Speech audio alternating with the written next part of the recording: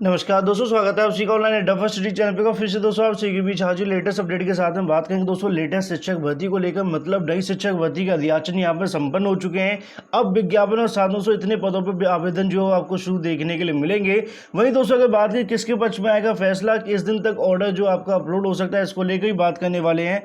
और यहाँ पर दोस्तों अगर बात करें 69,000 के अंदर सुप्रीम कोर्ट में जो बहस हुई है, बहस होने के बाद में ऑर्डर रिजर्व हो गया। वहाँ पर दोस्तों कौन कौन सी दलीलें रखी गई हैं, चाहे वो शिक्षा मित्रों की तरफ से हो या फिर अगर बात करें यहाँ पे दोस्तों सालवे सर की तरफ से देखने के लिए मिली हो, इनको लेकर भी हम बात करेंगे। उसी में से दोस्तों अगर बात करें, एक दलील ये भी है कि सभी 45,000 शिक्षा मित्रों को शिक्षक नियुक्त किया जाए, ऐसा सुप्रीम कोर्ट की तरफ से नहीं कहा गया। किसने कहा, हम बात करेंगे। साथ में यूपीपीएससी की परीक्षाओं को स्थगित करने की मांग यहाँ पे की जा रही है। तो बनवा में सारी अपडेट हम कवर करने वाले हैं। वीडियो को लाइक शेयर करना बिल्कुल ना भूलें और साथ में चैनल को सब्सक्राइब कर लें, बेल आइकन को दबा लें, जिससे कि आप सभी को लेटेस्ट वीडियो नोटिफिकेशन मिलते रहें। ज़्यादा जानकारी आप सभी टेलीग्राम चैनल साथ में वेबसाइट पर विजिट कर सकते हैं, लिंक आप सभी को वीडियो की डिस्क्रिप्शन में मिल जाएगा। चलिए दोस्तों वीडियो शुरू करते हैं। सबसे पहले दोस्तों अभ्यर्थी के लिए खुशखबरी है, चाहे वो 69,000 वाले हैं या फिर अन्य अभ्यर्थी हैं जिनका 69,000 के अंदर नहीं हुआ है। क्योंकि 69,000 वाले अभ्यर्थी इसलिए खुशखबरी है क्योंकि ऑर्डर उनका रिजर्व हो चुका है। अब उनको इंतजार करना पड़ेगा आगामी दोस्तों अगर बात करें ऑर्डर आने तक का। दूसरी तरफ दोस्तों उन अभ्यर्थी के लिए भी खुशखबरी है जो अभ्यर्थी 69,000 के अंदर सिलेक्ट नहीं हो पाए हैं, क्योंकि यहाँ पे मैं उनको लगातार बताया था कि आगामी समय के अंदर शिक्षक भर्तियां आपको देखने के लिए मिलेंगी, आप सभी तैयारियां शुरू कर दीजिए।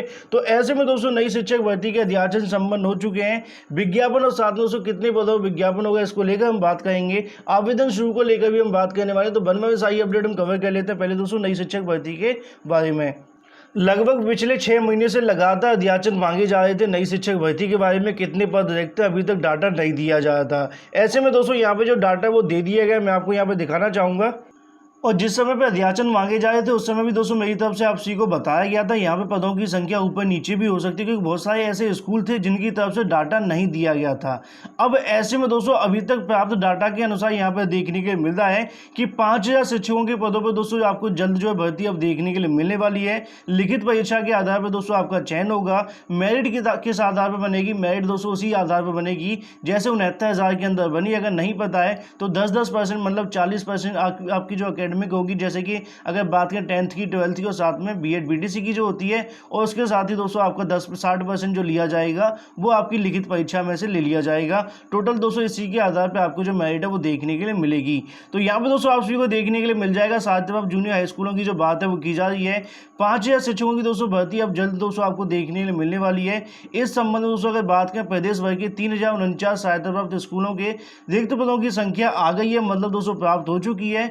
उत्तर प्रदेश शिक्षा सेवा चयन आयोग के गठन के बाद सबसे पहली भर्ती दोस्तों यही आपको देखने को मिलेगी। और लगभग पिछले 1 साल से मैं आप सभी को बता रहा हूं, जब जब अभ्यर्थी मुझसे पूछते सर पहली भर्ती कब आएगी या फिर जूनियर में आएगी या फिर अगर बात करें यहाँ पे कब देखने को मिलेगी, तो मैं हमेशा से आप सभी को कहता था कि पहली जूनियर के अंदर ही आपको देखने को मिलेगी।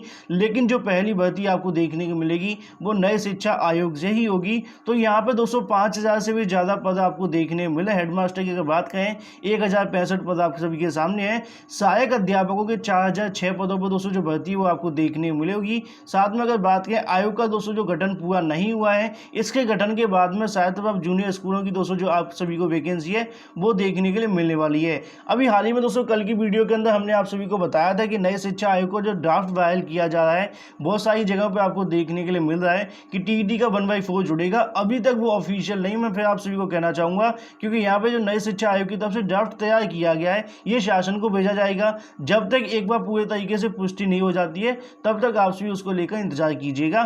तो ये दोस्तों यहाँ पे आपको देखने के लिए मिल चुका है। लंबे समय से भर्तियां नहीं हुई है। ऐसे में दोस्तों अगर बात करें बीच में कई बार रोक हटाई गई है, लेकिन फिर से दोस्तों चयन प्रक्रिया में बदलाव की जनशक्ति निर्धारण के चलते फिर से रोक लगा। इन स्कूलों में सरकार शिक्षकों और साथ में अगर बात करें दोस्तों शिक्षणेतर कर्मचारियों के वेतन के भुगतान करती है। जनशक्ति निर्धारण सरकार के दोस्तों इन स्कूलों में शिक्षकों की संख्या तय कर दी गई है। तो ऐसे में दोस्तों अगर यहाँ पर जो अभी तक जानकारी मिली है उसके आधार पर यहाँ पर दोस्तों 4 शिक्षक और साथ में 1 प्रधानाध्यापक, 1 लिपिक और साथ में 1 परिचालक के पद होते थे। इसके दोस्तों मुताबिक अब 24,000 पद थे, लेकिन बीते वर्ष दोस्तों सरकार ने नए सिरे से जनशक्ति निर्धारण किया है। अब इन स्कूलों में दोस्तों न्यूनतम 3 शिक्षक नियुक्त होंगे। साथ में अगर बात करें 100 100 से ज़्यादा बच्चे होने पर ही दोस्तों जो प्रधान अध्यापक है वो दोस्तों यहाँ पर जो पद है वो मान्य किया जाएगा। ऐसे में दोस्तों नियमावली के अंदर संशोधन किया जा चुका है, उसके बारे में मैंने आप सभी को बता दिया था कि नियमावली के अंदर जब संशोधन हुआ है तो यहाँ पर दोस्तों बीटीसी अभ्यर्थी हैं वो भी इसके अंदर भाग ले सकते हैं जूनियर शिक्षक भर्ती में। लिखित परीक्षा से दोस्तों जो आपकी भर्ती कराई जाएगी ये भर्तियां नए नियमों के मुताबिक होगी। अभी तक दोस्तों इन स्कूलों की भर्ती स्कूल के अनुबंध पर कराया जाता था, लेकिन अब दोस्तों इसका अनुमोदन जिला शिक्षा अधिकारी करते थे। लेकिन इसके में अगर बात करें कई किस्म के खेल हुआ करते, जैसा कि मैंने आपको पहले बता दिया है, वही दोस्तों आपको यहाँ पर देखने को मिल रहा है कि पैसे लेकर के दोस्तों जो भर्तियां वो कराई दी जाती थी और साथ में ऐसे दोस्तों यहाँ पर शिक्षक बना दिया जाता था। उसी को यहाँ बंद करने के नई तरीके से दोस्तों आपको भर्ती अब देखने के लिए मिलेगी जो कि लिखित परीक्षा के आधार पर होगी। तो एक बार दोस्तों यहाँ पे अध्याचन मिल चुके हैं, पिछले लगातार 7 महीने से मांगे जा रहे थे।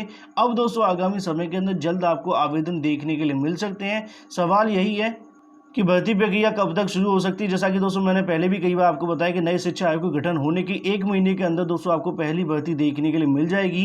तो ऐसे में दोस्तों अगर अगस्त के अंदर भी नए शिक्षा आयोग का गठन हो जाता है तो सितंबर के अंदर आपको जो वैकेंसी वो देखने के लिए मिल सकती है, जो कि पहली भर्ती होगी 5000 पदों को लेकर। खुशखबरी दोस्तों बीएड बीटीसी अभ्यर्थी के लिए आप सभी तैयारी शुरू कर सकते हैं। सवाल यह है कि दोस्तों यहाँ पे सिलेबस को लेकर अभी तक बिल्कुल स्पष्ट नहीं किया गया है, तो सामान्य अध्ययन को दोस्तों आप सभी पढ़ सकते हैं, इससे कि आपको बेनिफिट मिल जाएगा।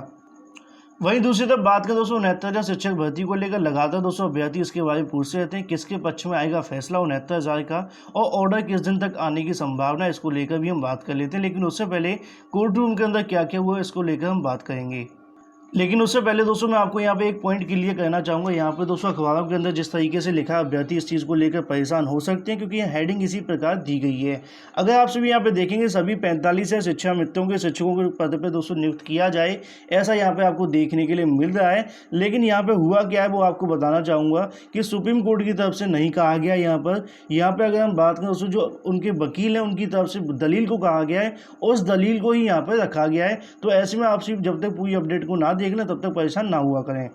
उत्तर प्रदेश के शिक्षा मित्रों की ओर से शुक्रवार को दोस्तों सुप्रीम कोर्ट में कहा गया कि सहायक शिक्षक भर्ती परीक्षा में बैठे गए करीब 45,000 शिक्षा मित्रों को, मतलब जो 40-45 से पास है भी नहीं है, उनके बारे में भी कहा गया कि उनको भी यहाँ पर सहायक शिक्षक के पद पर नियुक्त कर दिया जाए, जो कि आपको देखने को मिल रहा है। उनका कहना है कि सभी शिक्षकों ने अगर बात करें पात्रता परीक्षा को यहाँ पर जो है पास किया गया, मतलब टीईटी की बात की जा रही है।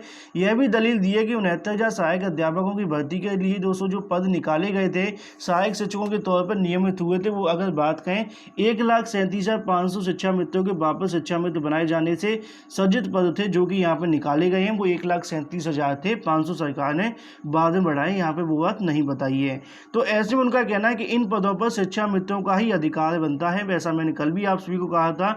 हालांकि बीएड और बीटीसी अभ्यर्थी की तरफ से दोस्तों अगर बात करें उत्तर प्रदेश सरकार ने शिक्षा मित्रों की याचिका का विरोध किया है।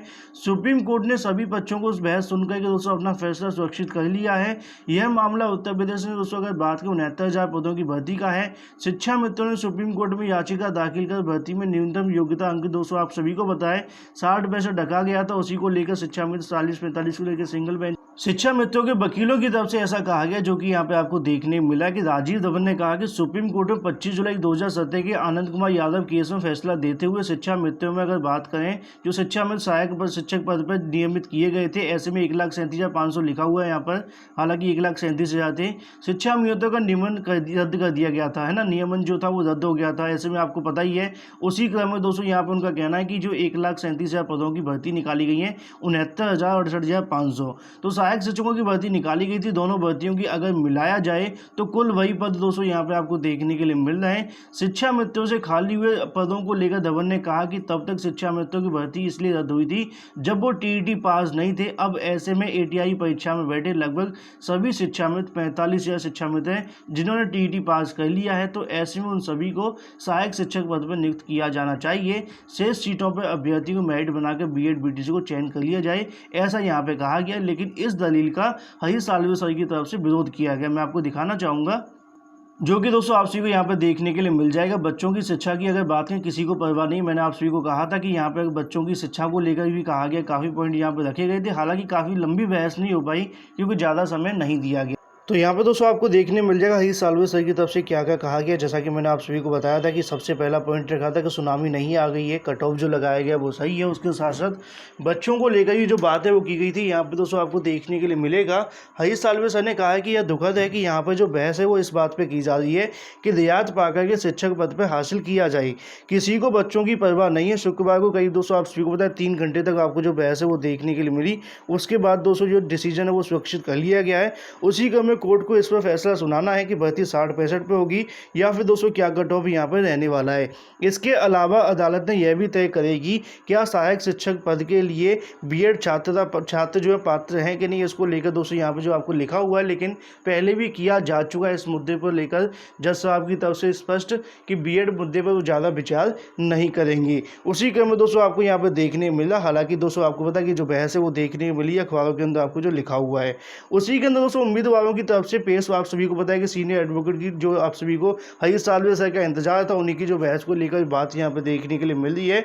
छात्रों को लेकर कोई बहस नहीं हो रही है, मतलब जो अभ्यर्थी उनके बारे में नहीं कहा जा रहा है। छात्रों को गुणवत्तापूर्ण शिक्षा मिले इस पर किसी का ध्यान नहीं है। इनके मौलिक अधिकारों की जो बात है वो यहाँ पर नहीं की जा रही है। उसी को लेकर दोस्तों यहाँ पे कहा गया शिक्षा मित्र सहित अन्य याचिकाकर्ताओं की ओर से पेश वकील राकेश द्विवेदी और साथ में राजीव धवन ने कहा कि पिछली भर्ती परीक्षा में सामान्य वर्ग के छात्रों के जो कट ऑफ है वो 40-45 रखा गया था। इस बार इसे बढ़ाकर 60-65 क्यों कर दिया गया, उसी के बारे में दोस्तों जो बहस है वो देखने के लिए मिली, जिसकी दलील को काटते हुए दोस्तों हरीश साल्वे सर की तरफ से कहा और इसी को लेकर सरकार की तरफ से भी यहाँ पे कहा गया कि जो कट ऑफ बढ़ाना वो गलत नहीं है। सरकार की तरफ से अपना जो पक्ष है वो रखा गया। जैसा कि आपको पता है कि ऐश्वर्या भाटी मैम की तरफ से कहा गया कट ऑफ बढ़ाना गलत नहीं है, भले ही ऐसा परीक्षा प्रक्रिया के बीच में क्यों ना किया गया हो, क्योंकि आप सभी को बताएं। साथ ही कहा कि एनसीटीई की तरफ से कानून की अगर बात करें, बीएड को छात्रों की परीक्षा में बैठने को पात्रता दी गई है और राज्य सरकार उस कानून को मानने के लिए बाध्य है। दरअसल आप सभी को बताइए कि हाईकोर्ट में जैसा कि आपको पता है लखनऊ पीठ की तरफ से 6 मई को आदेश दिया गया था, इसमें बीएड अभ्यर्थी भी शामिल किए गए थे, मतलब उन पर कोई विचार नहीं किया गया था। डबल बेंच की बात की जा रही है। उसी क्रम में 60-65 का जो आदेश आया था उसी को लेकर दोस्तों यहाँ पर जो है आप सभी को पता है आगे चैलेंज किया गया है। वहीं दूसरी तरफ दोस्तों आप सभी को एक छोटी सी अपडेट और दिखाना चाहूँगा। हालांकि मैंने आप सभी को पहले ही बता दिया था, यहाँ पे दोस्तों हेडिंग आपको देखने की मिलेगी 69,000 शिक्षक भर्ती परीक्षा की फैसला सुनिश्चित किया जा चुका है और नीचे जानकारी आपको दूसरी दी गई है जो कि लखनऊ खंडपीठ की तरफ से है। मामला क्या है, मामला ये है कि आप सभी को बताया कि जो पेपर रद्द वाली याचिका पर सुनवाई हुई थी, मैंने कल आप सभी को बता दिया था, जहाँ पे एजी सर को बुलाया गया था लेकिन एजी सर उपस्थित नहीं थे। तो ऐसे में अगली तारीख दोस्तों यहाँ पर लगा दी गई 6 अगस्त को, लेकिन यह ऊपर की जो हेडिंग है वो गलत है, उसका कोई मैटर नहीं है। मामला दोस्तों जो है मैंने आप सभी को समझा दिया है। तो ये तो दोस्तों बात हुई थी 69,000 भर्ती को लेकर और 69,000 भर्ती के अंदर तमाम दलीलों को लेकर। अब ऐसे में अभ्यर्थी के मन में तमाम सवाल देखने मिले, फैसला किस पर आएगा। मैंने कल रात को एक वीडियो बना के पूरा डिटेल में आप सभी को समझाया था कि फैसला 40-45 पे आने से पहले, मतलब 40-45 सोचने से पहले डबल बेंच के अंदर जितने ऑर्डर्स लगाए गए हैं, डबल बेंच का जो आदेश आया उसको काटने के लिए बहुत सारे पॉइंट्स चाहिए होंगे, क्योंकि डबल बेंच के आदेश के अंदर लगभग सभी जो आदेश लगाए गए वो सुप्रीम कोर्ट के आदेश है। सुप्रीम कोर्ट के आदेशों को मानकर ही डबल बेंच ने अपना आदेश दिया था। और साथ में अगर बात करें कट ऑफ को लेकर जो बहस हुई थी वो भी काफ़ी ज़्यादा महत्वपूर्ण थी। तो ऐसे में जो अभ्यर्थी फैसले को लेकर परेशान है, पूरे तरीके से पॉइंट टू पॉइंट चीज़ों को जब तक आप नहीं समझेंगे तब तक आप सभी किसी के कहने और किसी के सुनने पर फैसले को बिल्कुल भी डिफाइन ना करें, क्योंकि 69,000 का जो फैसला होगा सुप्रीम कोर्ट में रिजर्व किया गया है।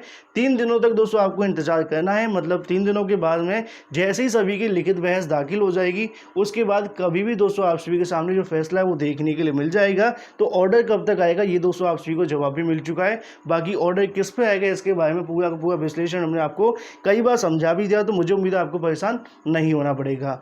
अब हम बात करें दोस्तों लोकसभा की परीक्षाओं को लेकर। जैसा कि आप सभी को पता है कि एपीओ मेंस होने वाली थी, मतलब होने वाली थी पिछली तारीख को, जहां पर 2 बार इसको स्थगित किया गया। पहले कोरोना वायरस, दूसरी बार भी कोरोना वायरस। दूसरी बार इसलिए भी किया गया कि यहाँ पर लॉकडाउन लागू है। आप सभी को पता है 55 घंटे का लॉकडाउन उत्तर प्रदेश के अंदर। ऐसे में परीक्षा सैटरडे संडे को होने वाली थी। सैटरडे संडे को ना होने की वजह से अगर हम देखें तो यहाँ पर जो परीक्षा आप सभी को अब देखने के मिलने वाली है 29 और 30 को, जो कि वर्किंग डे है। अब ऐसे में वर्किंग डे में अभ्यर्थी नहीं चाहते हैं, जैसा कि आप सभी को बताएं कि एसएससी की तरफ से अपनी जो परीक्षा वो स्थगित निर्धारित की जा चुकी हैं। खंड शिक्षा अधिकारी की परीक्षा भी स्थगित हो सकती है क्योंकि वो भी संडे को होने वाली है और संडे को आपको पता है लॉकडाउन होता है। तो ऐसे में खंड शिक्षा अधिकारी परीक्षा क्या वर्किंग डे के अंदर कराई जाएगी या फिर फिलहाल अक्टूबर तक कोई परीक्षा नहीं होनी चाहिए जैसा कि एसएससी की तरफ से किया गया है। तो ऐसे में यूपीपीएससी की जितनी भी परीक्षाएं आगामी समय के अंदर होने वाली हैं, अभ्यर्थी लगातार इनका जो विरोध है वो कर रहे हैं। अभ्यर्थी चाहते हैं कि इन सभी परीक्षाओं को स्थगित करके जब तक हालात सामान्य नहीं हो जाते परीक्षा ना कराई जाए, क्योंकि हाल ही में आप सभी ने केरल के अंदर देखा था 5 अभ्यर्थी कोरोना संक्रमित पाए गए थे। तो ऐसे में कितने ज़्यादा अभ्यर्थी और हो सकते हैं इसका अंदाज़ा नहीं लगाया जा सकता है। इसी को लेकर जो मांग है वो की जा रही है। तो आगामी समय के अंदर लोकसभा की तरफ से जल्द दोस्तों को डिसीजन देखने के लिए मिल सकता है। वीडियो को लाइक शेयर करना बिल्कुल ना भूलें, साथ में चैनल को सब्सक्राइब कर लें। Thank you for watching this video.